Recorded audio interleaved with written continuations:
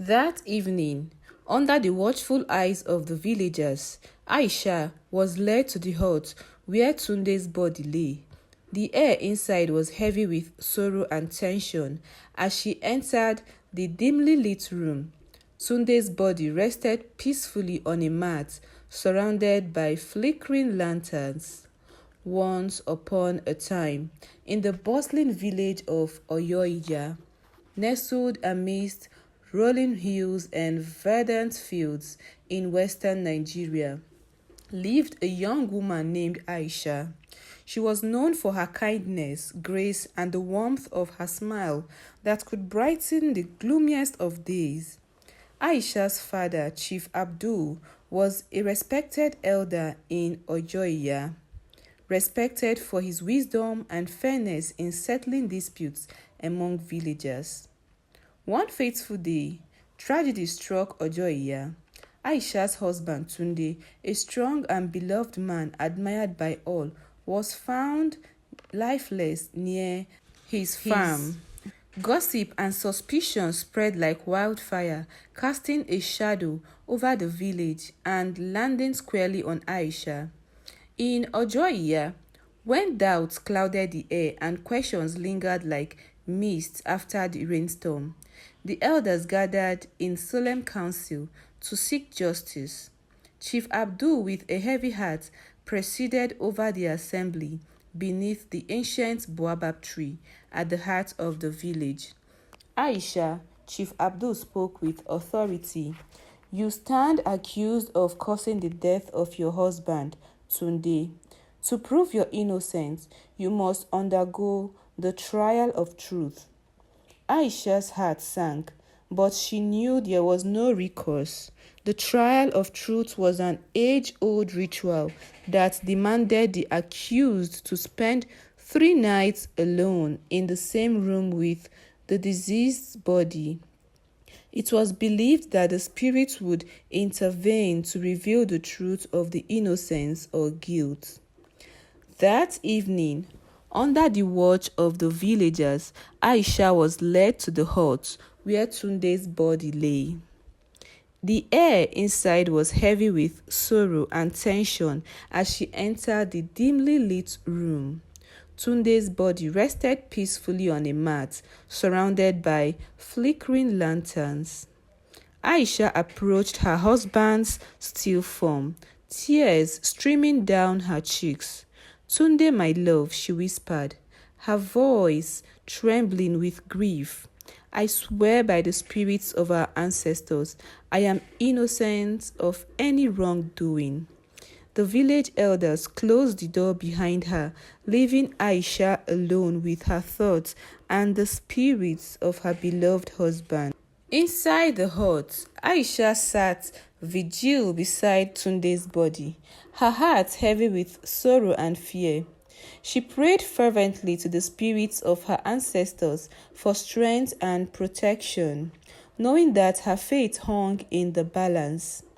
As the night deepened, strange sounds echoed through the stillness of the hut. Shadows danced on the wall, and a flickering lantern cast airy shapes around the room. Aisha's heart raced with every creak of the wooden floor and rustle of the palm leaves outside.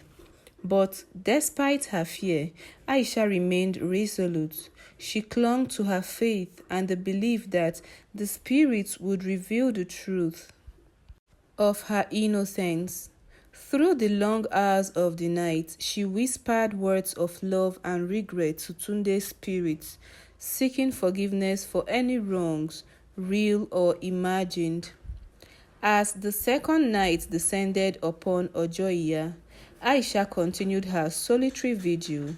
She felt a presence in the room as if the spirits of her ancestors were watching over her. The atmosphere was thick with anticipation and uncertainty, but Aisha remained steadfast. Outside the hut, the villagers murmured among themselves, wondering what the outcome of the trial of truth would be. Some believed in Aisha's innocence, while others harbored doubts fueled by gossip and suspicion. Inside the hut, Aisha's thoughts turned to happier times with Tunde, their laughter under the baobab tree, their dreams of a future filled with laughter and children. She held onto these memories like a lifeline, drawing strength from the love they had shared. On the third and final night of the final truth, a sense of anticipation hung in the air. The villagers gathered outside the hut, awaiting dawn and the revelation of truth. Inside the hut, Aisha felt an unexpected calm wash over her. She sensed that the spirits had heard her prayers and witnessed her unwavering devotion to Tunde. She felt a profound peace knowing that she had done everything possible to demonstrate her innocence.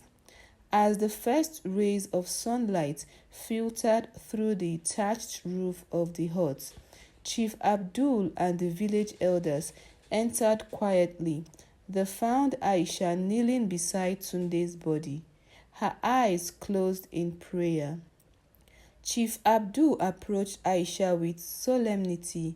Aisha, the trial of truth has come to an end, he announced, his voice carrying the weight of centuries-old tradition. You have shown great courage and faith during these challenging nights. Aisha looked up, her eyes filled with hope and trepidation.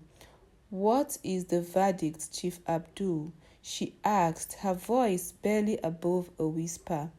Chief Abdul took a deep breath before speaking. The spirits have spoken, and they have revealed the truth, he said slowly, his gaze unwavering. You, Aisha, are innocent of any wrongdoing in the death of Tunde. A wave of relief swept through the gathered villagers. Some wept openly, moved by Aisha's resilience, while others offered prayers of gratitude to the spirits of their ancestors. In the days that followed, Aisha found solace in the support of her fellow villagers. They rallied around her, offering words of comfort and acts of kindness to help her heal from the ordeal. Chief Abdul, guided by wisdom and compassion, worked tirelessly to restore trust within the community. He urged the villagers to set aside suspicion and embrace forgiveness, honoring the spirit of unity that has sustained Oja-Iya for generations. Aisha, grateful for the second chance granted to her by the spirits, dedicated herself to honoring Tunde's memory. She tended to his grave with love and reverence, keeping alive the flame of their love in her heart.